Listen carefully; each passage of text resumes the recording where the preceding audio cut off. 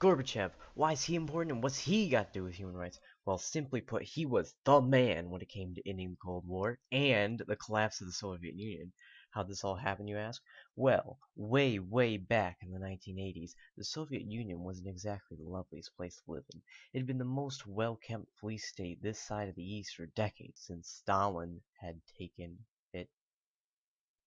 And as the world grew increasingly interconnected, all this mess of economic faltering and state policing began to bulge at its seams. Gorbachev was straight up done with this. He wanted economic growth and fast. First up, he called for modernism and increased productivity, which, in the echo chamber of Soviet bureaucracy, fell straight on deaf ears, so he tore it up. Gorby came out with this rad old new policy called glasnost, or openness. He cut the censorship, let freedom of the press and speech reign, and let people spit their fires. Some political prisoners were even freed without restrictions placed on their practice. This whole glasnost stuff rocked for human rights. One by one, the Universal Declaration articles were checked off just a bit more. Folks could know what their government had done to them, and could express that Article 19 freedom of opinion with more embers than the state had ever allowed before. Complete freedom wouldn't come until the end of the party, mind you, but this was really something.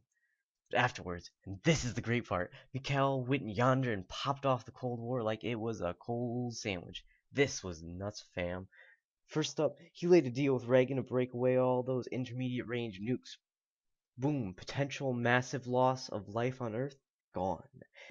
Then he withdrew Soviet troops from Poland, Hungary, and other occupied nations in the 80s and early 90s, and agreed to the reunification of East and West Germany. Whoa. Boom, occupation gone. And by now, he's got his peace prize, but oh no, he still don't stop there. He was in like Flynn through the Soviet government trying to democratize the nation. And while he floundered a bit through a coup and a bit of weird diplomacies, old Mike still got the goal, more or less, what he wanted. A democratized Russia, with all the bells and whistles of freedom of speech, too. That is what Gorbachev accomplished for human rights. And if there's anything to learn from him, it's that one impassioned person cannot just change the world, they can do it in their lifetime. He's still kicking, too.